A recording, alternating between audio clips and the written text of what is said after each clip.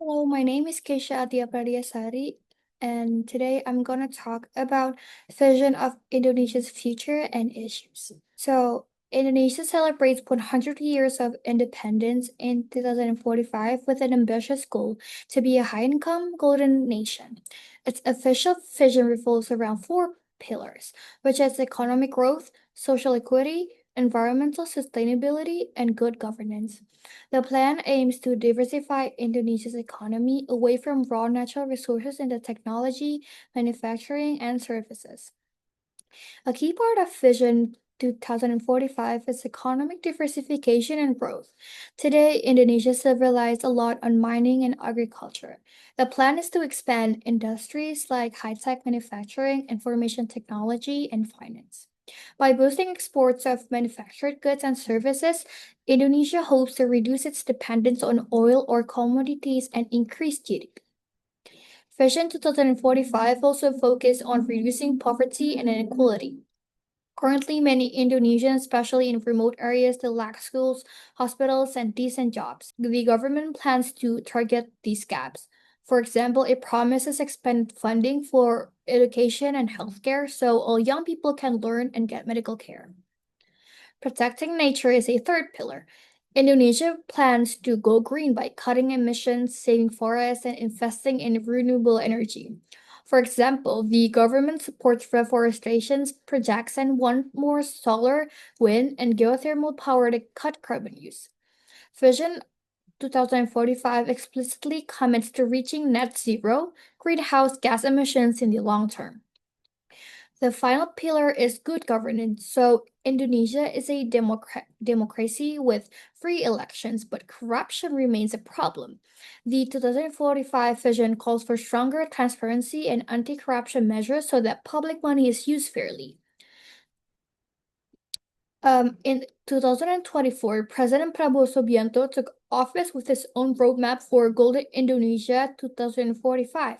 His administration outlined seven priority targets, which is self-sufficiency in food, energy, and water, tax and revenue reform, poverty eradication, healthcare, education and innovation, and last one is environment. Despite the ambition, many Indonesians worry the plan is overly optimistic. In early 2025, student protesters carried banners saying Indonesia Gelap or Dark Indonesia to contrast with the government Golden Indonesia vision. They argue that while the budget pours money into big projects, for example, a proposed $900 billion sovereign wealth fund and expensive free meal programs for children, ordinary people still face rising living costs. Critics note that unemployment has ticked up and the middle class has shrunk slightly, even as the government claims it can hit 8% annual growth. Economists also point out hard facts. Indonesia's tax base is very low, about 12% of GDP, so doubling it to 23% will be tough.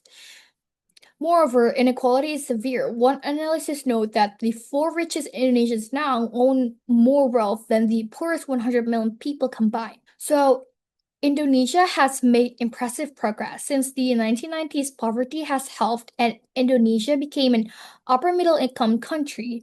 Infrastructure and internet access have grown rapidly, and Indonesia played big roles at the G20 and ASEAN. Yet, experts reminds us that becoming a high-income nation is a hard. A study found that it takes that on average 70 years for countries to move from middle income to rich status. To succeed, Indonesia must keep expanding jobs and industry and continue investing in its people. It also needs to protect the environment, reducing emissions and pollution, even while growing the economy. If Prabowo's policies help tackle corruption, improve services, and involve communities, the vision has a better chance. But if growth stalls or social gaps stay wide, critics warn the Golden Indonesia dream could be out of reach by 2045. In summary, Indonesia's 2045 paints a picture of a prosperous, fair, and green nation it's on its 100th birthday. It calls for strong economic growth through high-tax industries, major poverty reduction, and a cleaner environment, and honest government. President Prabowo's administration has laid out detailed programs targeting self-sufficiency, education, healthcare, and more. Achieving 2045 goals will take hard work, creativity, and cooperation. If the country can turn in bold plans into real policies and keep checking progress, Indonesia's centenary could indeed be golden. That is all from me. Thank you so much.